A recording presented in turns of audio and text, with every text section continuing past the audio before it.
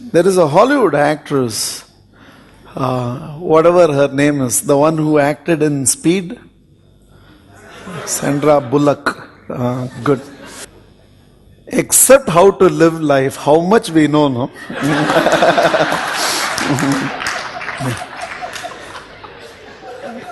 Now, one of the favorite phrases of Sandra Bullock is, "My life is under construction." So don't ask me, have I achieved, have I reached? It's still under construction. And I don't think that phrase befits anything more than relationship. All relationships are always ... under construction.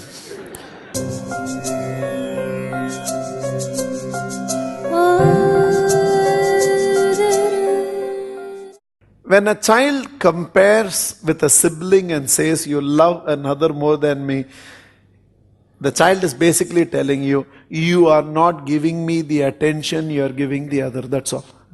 The child doesn't understand this love and other things. It's just a language which the child uses, but the child is basically telling you. So you think your 8-year-old is still young enough for you to take into the lap and cuddle, and you have one very special language when you deal with those little ones. And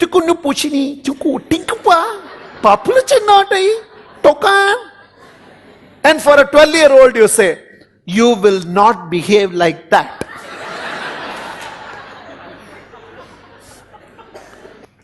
Your children are never too old for parental attention. And to them it does not matter whether it's positive or negative.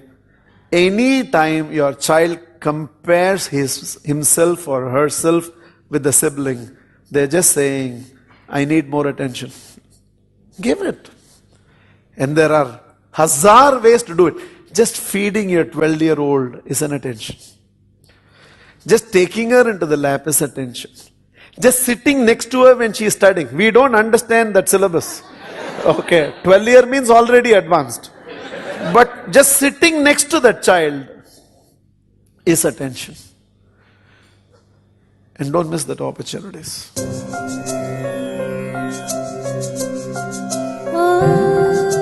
I remember an evening in Pune which expanded my belief about how I look at relationships.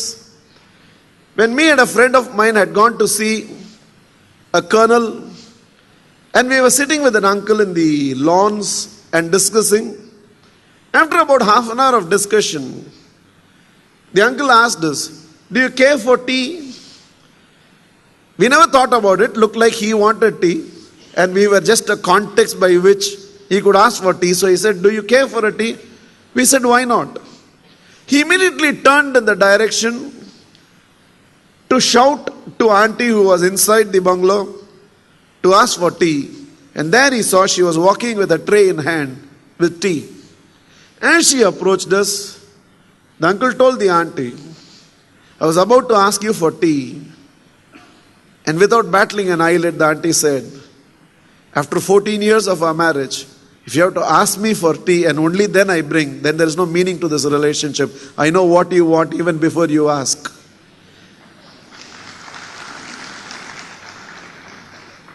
There is no need for us to believe a relationship with time needs to diminish. In fact, a relationship with time can grow, and it will grow only to those who believe I am in a growing relationship.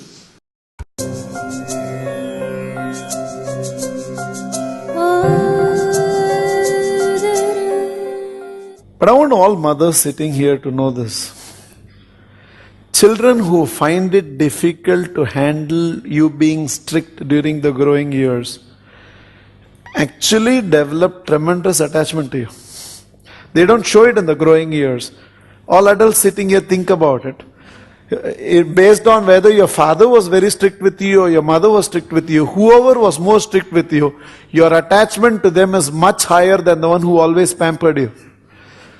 Think about it. So don't be bothered about how they resist you during growing years, but they develop a lot of attachment. Children like somebody to tell them do's, don'ts, why you should do, why you should not, and they really like it. Dads will always appear favorite for children during their growing years because dads are part-time dads. Okay. They come for little time and try to be as easy and impressive as possible, but eventually all your time and attention will pay back over a period of time.